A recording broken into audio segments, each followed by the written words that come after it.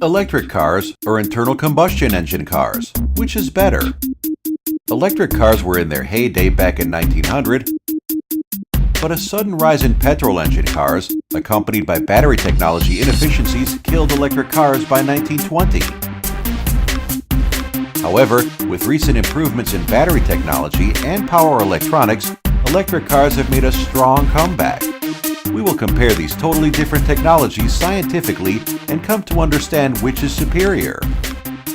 An IC engine is the prime mover in petrol cars. The fuel supplied to the engine produces combustion and enough pressure and temperature energy to move the pistons. The linear motion of the piston is transferred to rotary motion using a slider crank mechanism. A transmission is used to transfer this rotation to the drive wheels.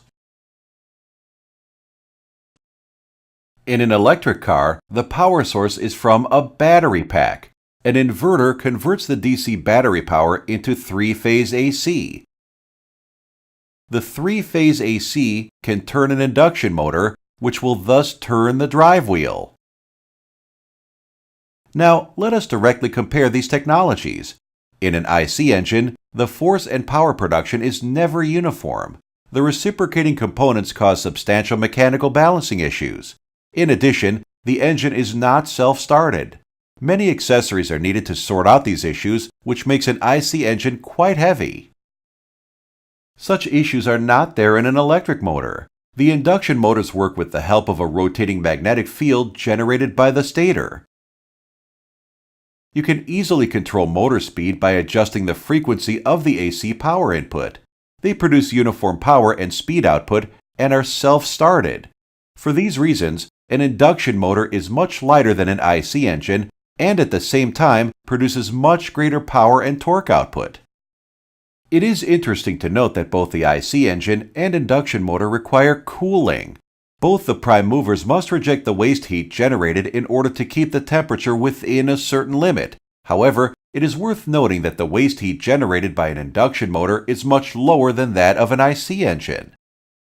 The main advantage of an IC engine car is the ease with which it can be refueled. A petrol car can be refueled in 5 minutes or less. However, recharging electric cars can take at least 1 hour as of this present moment. Another major advantage of petrol cars over electric cars pertains to their high energy density. The energy density of current lithium-ion battery is nowhere near to that of the gasoline. Both these cars produce comparable travel ranges. You could just compare the size and weight of their energy storage devices. The poor energy density of the battery produces a huge weight penalty to the electric car. The huge weight of the car reduces the coefficient of friction between the tire and road considerably, making cornering difficult.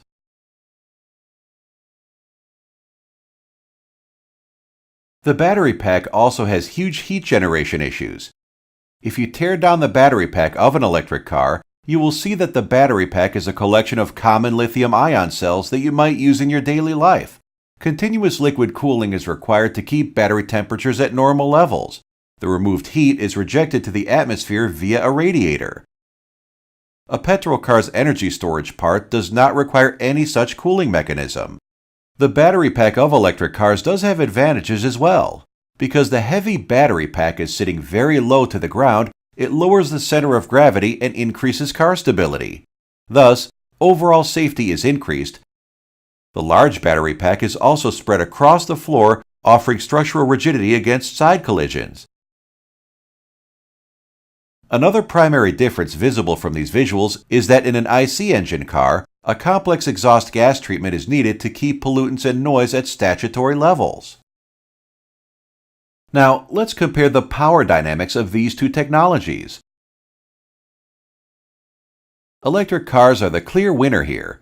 IC engines cannot be operated beyond a certain speed range. This necessitates the use of a complex and costly transmission mechanism for speed control. The motor can work efficiently in a wide speed range, so in an electric car, speed can be controlled directly from the motor. As a result, a speed-varying transmission is not required for an electric car. Induction motor speed is accurately controlled by the inverter simply by adjusting the output power frequency.